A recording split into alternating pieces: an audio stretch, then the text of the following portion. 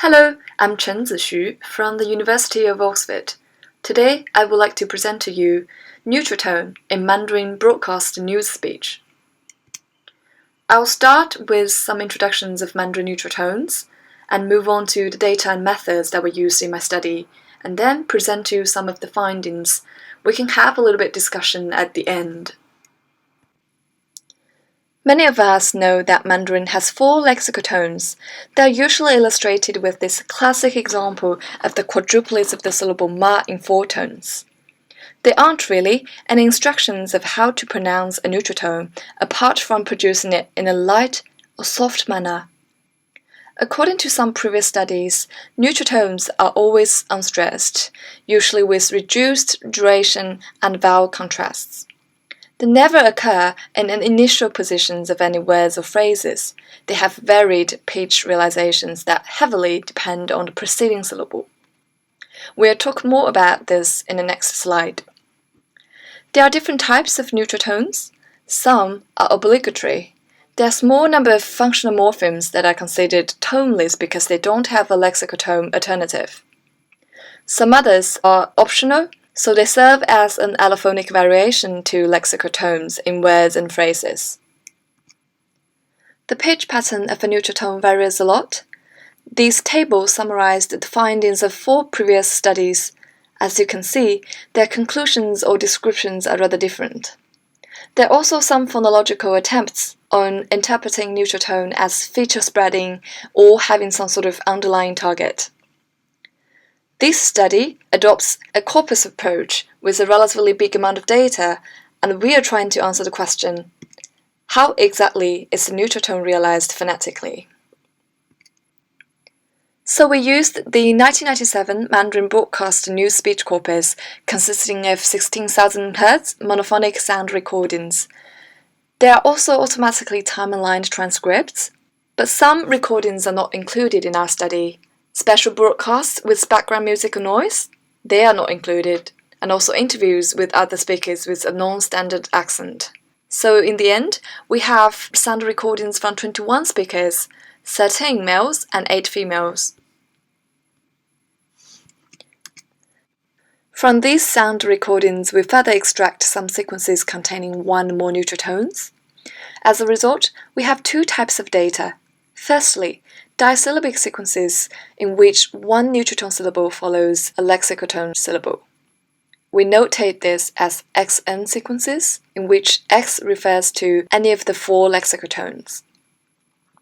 And we focused on 5 most frequent obligatory neutral tone syllables. Here in this table, we display some of the examples from the corpus. Secondly, we also have some trisyllabic sequences in which 2 consecutive neutral tone syllables follow a lexical tone syllable.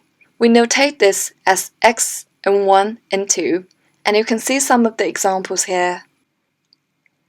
In this study, we mainly look at the duration and pitch pattern of neutral tone syllables. Temporal information in second is available from the force alignment. Fundamental frequency or F0 estimates in Hz in 10 millisecond intervals were obtained using the getF0 function from the ESPS package. From there, we can calculate the average fundamental frequency for each speaker. We want to further focus on the neutral tone part in these sequences. As you can see from this trisyllabic example here, the voiced part of the 2 consecutive neutral tones are highlighted in this blue box. In this blue box, the black line with crosses represents the raw F0 estimates. The blue line is the polynomial model that captures the shape of the F0 contour nicely and smoothes out some little bumps. In order to make the results comparable across speakers, all the F0 estimates were normalized to the speaker mean and centered around the 0. The corresponding time values were linearly scaled to the range of -1 to 1, so that a second-order Lagrange polynomial model can be fitted to each of the F0 contour of the neutral tone part in these sequences. The coefficients in this model characterize different aspects of a curve.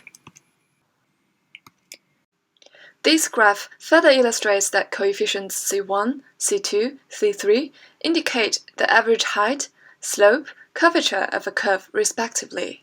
They can be included in further statistical analysis.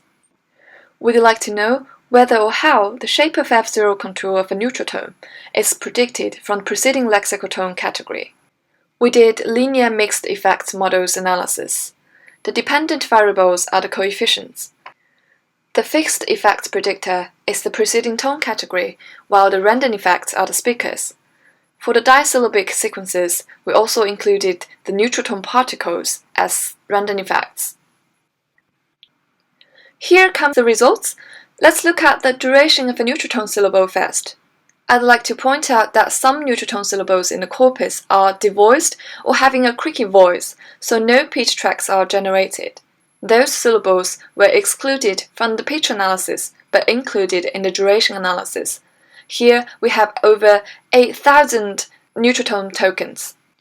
From the box plots, we can see that the neutral tone syllables in our data are on average shorter than the preceding lexical tone syllables.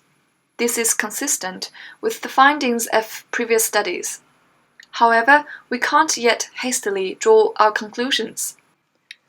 If you look at the density plots by particles, you will notice that one particular particle, men, has a different pattern. The yellow peak, representing neutral tone syllables, and the blue peak, representing lexical tone syllables, are overlapping in that plot, while in other plots, the yellow peak is to the left of the blue peak. Indeed, the stats show that the syllable men is significantly longer than the preceding lexical tone syllables on average. Men is the only closed syllable among those particles. It suggests that syllable structure may play a role. We can talk more about this in the discussion. In the trisyllabic utterances, from the first syllable to the last syllable, the duration significantly decreases. It seems to be another evidence for the claim that neutral tone syllables are shorter than lexical tone syllables. But we should look at the composition of the neutral tone syllables in our data. About half of the first neutral tone syllables in these utterances are men, the long neutral tone syllable, and the majority of the second neutral tone syllables are the short neutral tone syllable. These might explain the durational differences among the syllables in a trisyllabic utterance. Now let's look at the F0 pattern of disyllabic utterances. We simulated the contours of neutral tones using the least squares means of Legendre coefficients in the linear mixed effects models. They serve as the prototype of the contour of a neutral tone in four contexts. In the graph, the contours start at various pitch heights and end within a smaller pitch range. The upper two contours with higher starting points tend to end at a similar mid-range pitch height. The lower two contours with lower starting points tend to approximate a low pitch.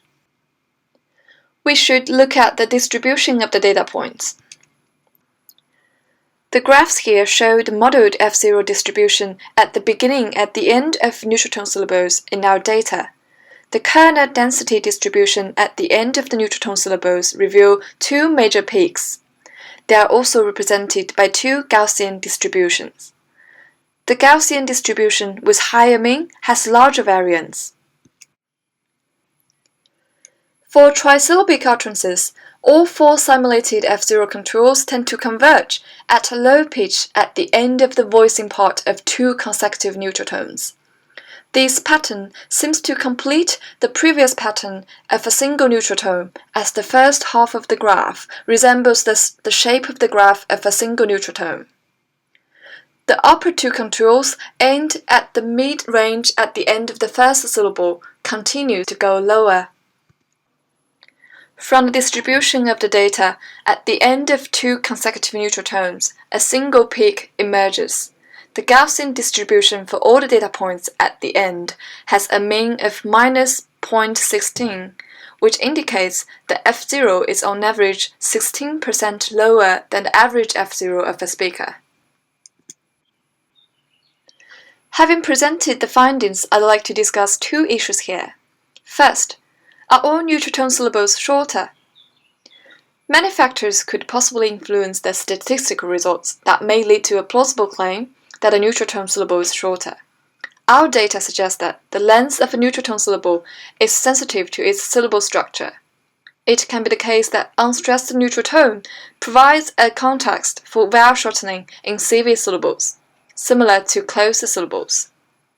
Other studies also indicate that lexical frequency also plays a role in the length of a syllable.